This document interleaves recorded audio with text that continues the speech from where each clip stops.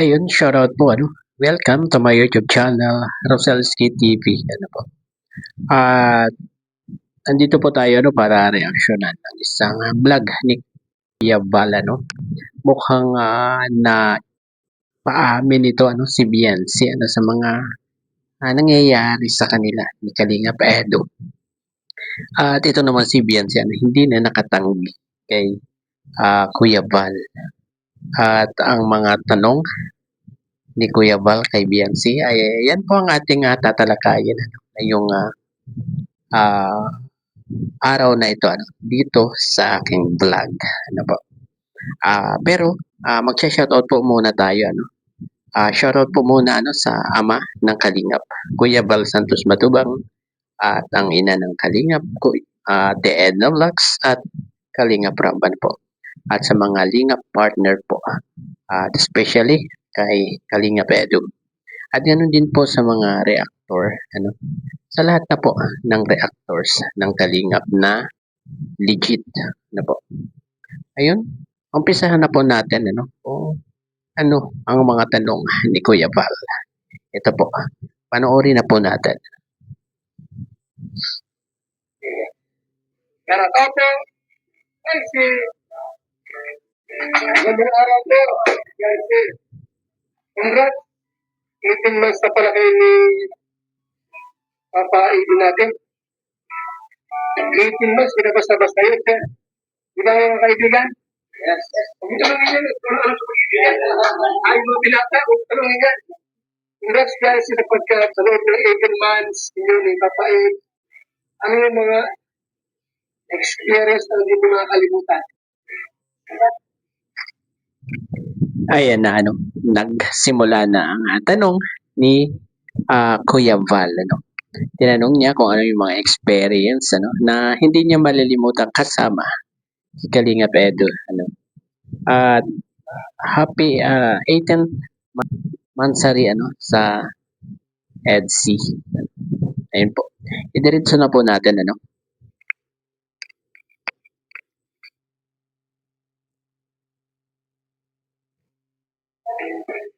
Grabe, ang dami na po mga experience. Pag-scout. Isa na po sa mga bagay po na ginakalimutan yung kasama niya sa mga scout. Anong klaseng scout yung hindi diyan sa yung makalimutan? May holdingas pa kasama niya? Ganun ba yung Grabe. Grabe ang tanong ni Kuya Val ano. Kung may holding hands bang nangyayari diyan sa pag-scout na yan? At pakinggan po natin ano kung anong magiging sagot ng ating dalaga no, ni Bibi Beyonce. Ito po.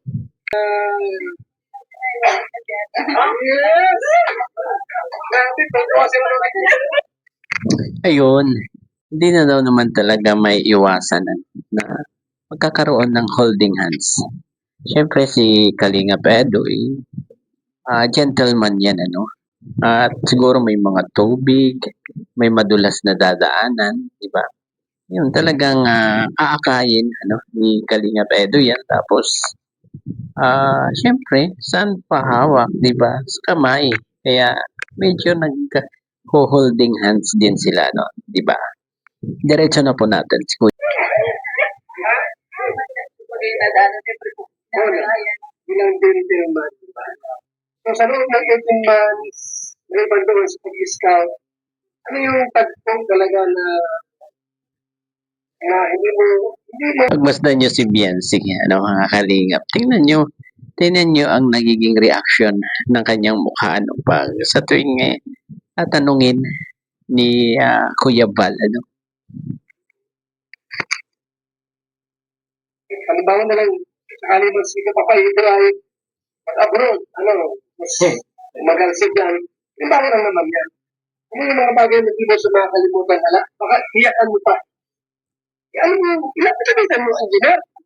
Ano yung gansi yung mga bagay na talagang sadyang hindi makakalimutan?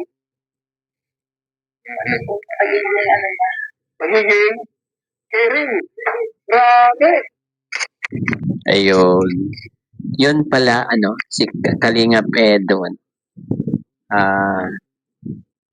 Behind the camera, ano. na caring. Caring talaga siya kay Biancy. Ano? At nakikita naman natin yun. Ano? Halimbawa, yung malambing ba si Papa Edo? Malambing ba? O siyang tao walang pakialam? Kaya, sa palagay mo, anong mas ano? Papa Edo ba ay malambing o parang walang pakialam? Gusto walang pakialam, no? Grabe si Kuya Bal. Ano? Kuya Bal, ang sabi ni Biancy, minsan po malambing. Hindi man minsan walang pakialam. Bira naman si Kuya Bal. Oo. Malambing din pala ang ating binata kay Bibi Biancy. Ano? Ano naman yun sa lalaki? Ano na hindi nakahali. Diba? Pero, okay naman si Papa Edo. 18 months ninyo ni Papa Edo. Anong mensahe mo, Beyonce, sa loob ng 18 months ninyo ni Papa Edo? Mensahe na ano, na Gusto ko sa kanya magpasalamat kasi anak ko siya. Yun, tuloy-tuloy po yung samahan na talagang wala pong nakakasira. Kay Bibi Biancy na mismo nang galing. Ano? Nagpapasalamat siya kasi nagiging matibay sila. No? Wala na talagang makakasira. Diba? Yun ang maganda doon. Ano? kung sakali bang si Papa Edo ay mag-asawa, masasaktan ka ba? Masasaktan ka ba? Beyonce? Totoo lang. Yung real talk, ikaw nga, masasaktan ka ba pag si Papa Edo ay kung sakali na may bakuha, asawa siya, ganyan, ng iba. Bakit? Siyempre naman, Kuya Bal, masasaktan po yan kasi nagmamahalan na nga po sila no? Di ba, Kuya Bal? Sasaktan talaga si Biancy. Kasi matagal na din yung ginagawa na. Nahulog na bang loob mo kay Papa Edo? Nahulog ang loob mo? Napamahal ka ba sa kanya? Yeah, bro! No, di ba? Napamahal na si Bibi Biancy natin kay Kalinga Peto. Di ba? Kaya talagang masasaktan yan, Kuya Val, kung sakasakaling mag-asawa si Kalinga Pedo at hindi siya yung mapapangasawa. Di ba? Masakit yun para kay Biancy. Huwag natin madaliin to.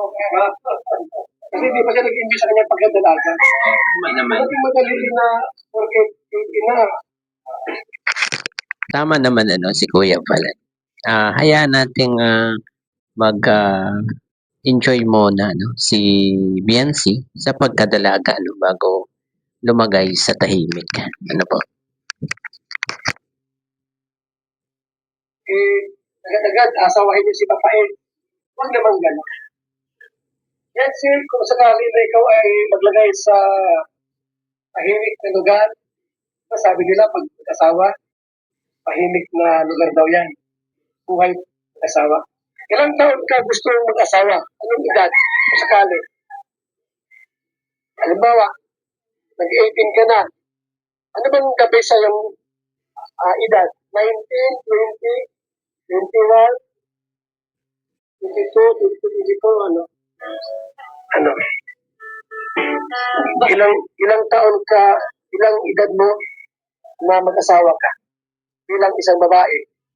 Planning. Parang ganun, planning.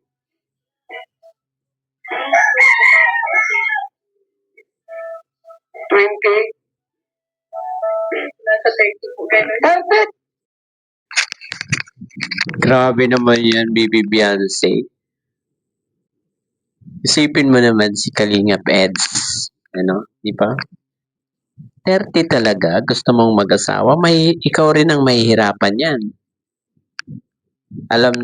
Siguro naman, alam mo, yung mga pag 30 na ang edad, di ba? Mahirap ng mga anak yan. CS na yan,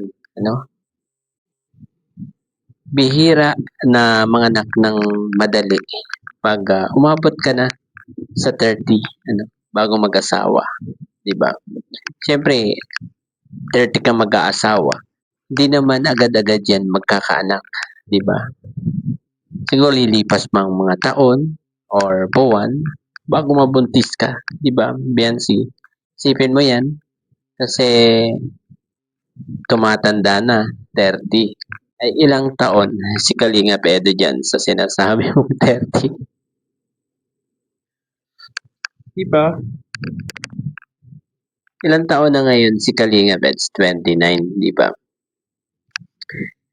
Si Biancy, 17. Kung gusto niyan 30 siya mag-asawa, di 13 years pa, di ba? 29 plus 13, 42. Yun, 42 na si Kalinga Edo dyan. Ang bihira ka naman, Biancy. Baka mahirapan ka niyan sa panganganak, di ba? At idiretso na po natin kung ano pang mga tanong ni Kuya Val. Bakit mag-aantay pa ng stable siya? Ang mapapangasawa naman niya ay stable, di ba? At siguro yung 30 siya, siguro yung mga kapatid niya niyan, tapos na din, di ba? Kayang-kaya nang buhayin yung tatay at nanay niya ng mga kapatid, di ba?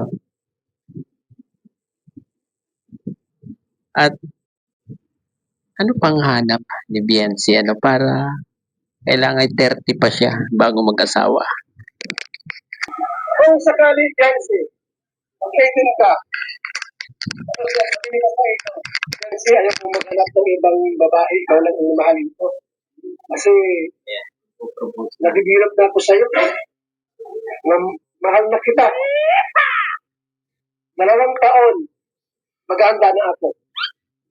18 ka na. Plus 2, 20.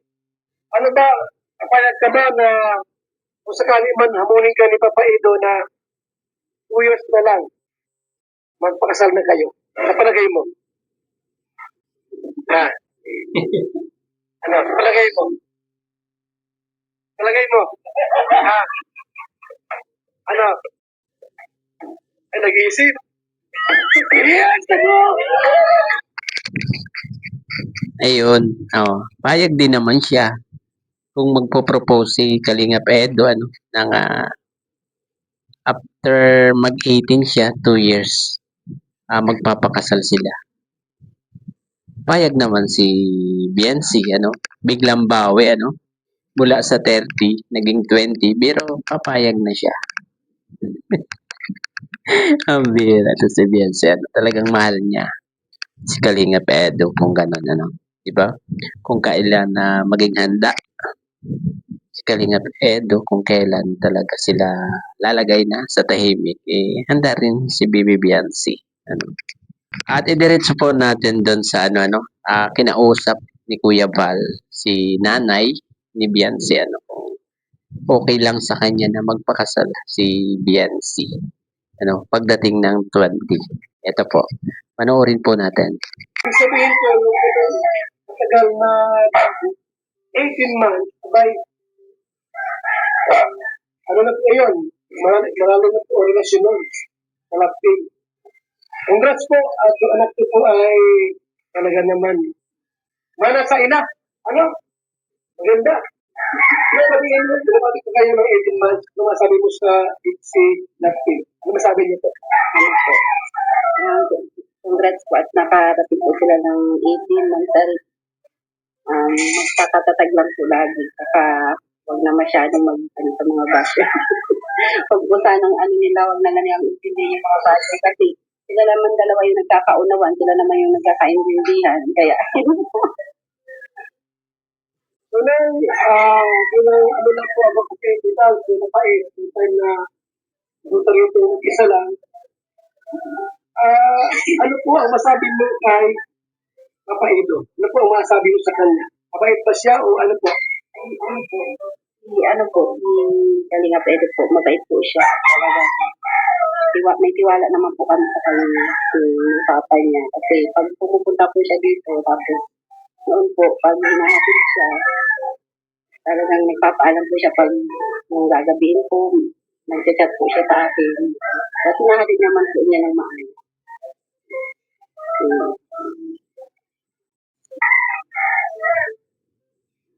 ba sa mga pahiwatig po sa inyo si Papa Edo po? Wala ba siya pahiwatig na? Nay, anong tawag sa'yo? Ay, tita. Normal yun. Normal yun. Ang tita, bakla yan. Normal naman yun. Yan. Pambira na si Kuya Bali. Pag tita daw, bakla. Pero sabi ng nanay, di ba? Pag minsan daw nanay, ang tawag, Kalinga Pedro. Wala ba siyang pahiwatig na, Nay, hindi ko bang, sakali ba na ako ay mag-asawa, hindi ba yung anak mo asawain ko? Ganun salita. Wala ba siyang ganun pahiwatig? Wala pa naman po sa ngayon. Wala pa ngayon. Siguro pa nag-ano sa mga tatapagpipigyan. Ay, na baka ipipili po natin alam pag nasa tamang edad na po. Sila lang po ang nakakaalam niya na dalawa. Ayun. So, mabente po si Francis po ngayong September 12. Ganap po siyang dalaga, 18 years old na po. Alam mo po, mag-propose si Papa Ed sa kanya.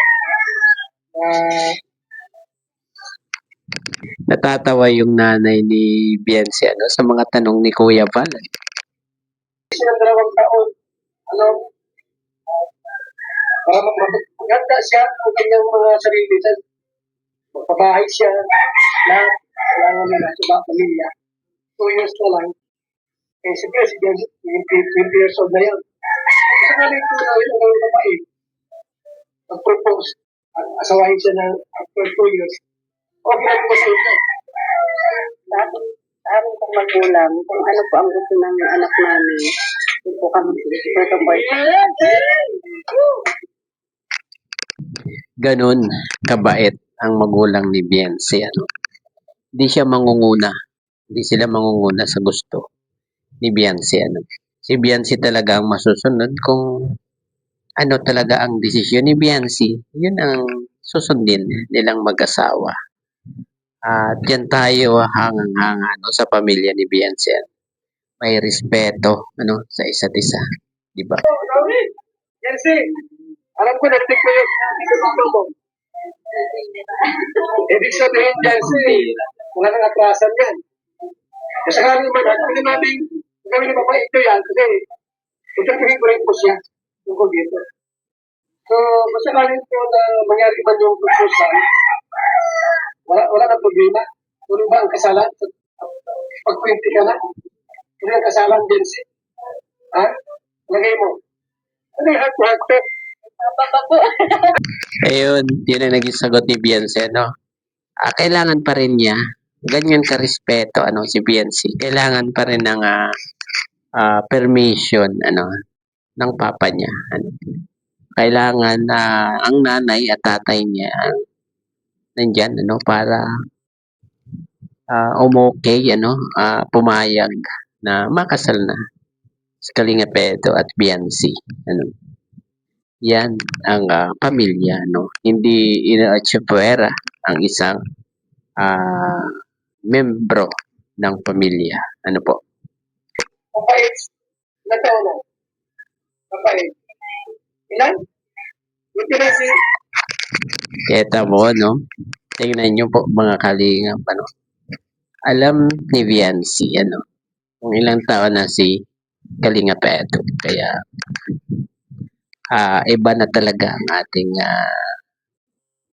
masasabi, dito sa dalawa talaga, At sila na talaga, confirmation na lang, public confirmation na lang, wala sa kanila. Diba? Buti na ito? Ano ko, 33 na yun? Ay, si Humor pala. So, Nay, anong masabi mo? Baka sakali si Papa Eche makabuntis. Anong masabi mo? Baka iyak si Kansi. Kasi, baka umiyak ka? Ha? Pumunta si Papa Eche, tapos maramad mo, buntis na. Huwag naman sila mangyari na. Kasi mawalang instinct. Huwag naman sana pong mangyari yun. Magsabi na muna. Yes. kung gusto na ng magkaanak ni Papa Eds, talagang magsabi muna, kay Beyonce, malay mo, mapag-usapan nilang dalawa, di ba? Yun ang maganda doon, sa sinabi ni Beyonce, malay mo naman, mapag-usapan nga nila, kaya sabi ni Beyonce, kung gusto nang magkaanak, magsabi muna, di ba? Gumawa. Ha? Naka-itch. At may pahabol pa siya, di ba? Para daw walang masaktan. Di ba? Ano po mga kalingap ang masasabi niyo doon sa sinabi ni Beyonce? Ano bang kulang? Ano bang kulang? Sa isang lalaki hinahanap-hanap ko. Mayroon ba bang hinahanap ko pang iba? Yung talagang gusto mong makita sa isang lalaki. Ano talaga gusto mong makita? Ano bang kulang ng babae ito? Wala ko na po kuya. Wala na? Uy na po siya. Yes! Wala. So, di ba? Tinanong ni Kuya Val, kung anong kulang pa kay Kalinga Edo, Sabi ni Beyonce, wala na, Kumpleto na si Kalinga Edo. Grabe, ito talagang Edsi, going to forever na talaga. No, di ba? Mga kalingap. Mga ka-Edsi, di ba? Kung sakali po na mag-propose si Papa Edo, wala nang problema dito. Wala. Ngayon, yung pang mga laking pahiwatig sa imong ligaw. Balita ko, si ano lang, isa ng keyboard, may ano mo sa'yo. Ayun guys, dito sa mga nag-i-issue, kay Beyonce, kay Pong. Ayan po. Tingnan nyo ang naging reaction ni Beyonce Dian, Ang bihira kayong mga may issue, Walang kaalam-alam si Pong, ini-issue nyo kay Beyonce. Ang bihira.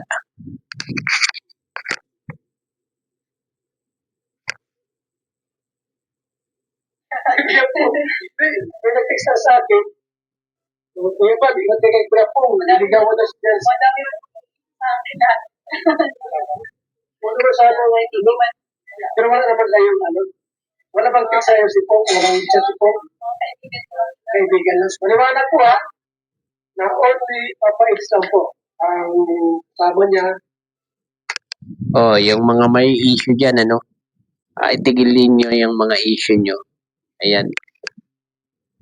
At nasagot na, yung mga issue nyo na puro kasinungalingan, Yung mga pinupukol nyo na issue kay Beyonce at kay Pong. Ayan. Ang bihira. Kaya wala kayong magawang matino. At ito po, yung message ng nanay ni Beyonce, kay Kalingap Edo at kay Beyonce sa 18th monthsary nila. Ito po.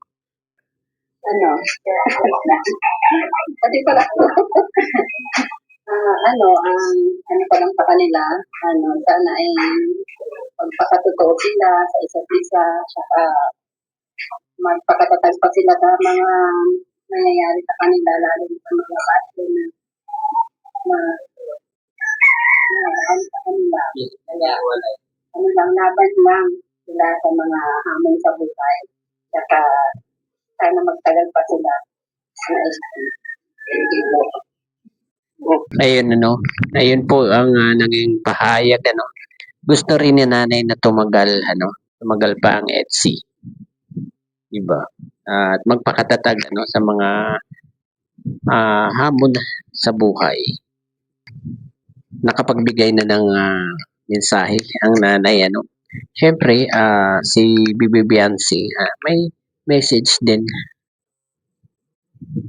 siya para sa kanila at sa lahat ng kalingap. Ito po. Yan, maraming sabihin na mga examination. Sa amin, saka sa mga EDSA supporters ko na palagi kong andyan, sawaan. sumusuporta. Nagpapasalamat po ako sa inyo kasi sinamahan niyo po kami hanggang ngayon po dito po. Salamat po. Sana po ba sama-sama pa rin tayo agad. Kung hanggang saan po ito nga po yung ating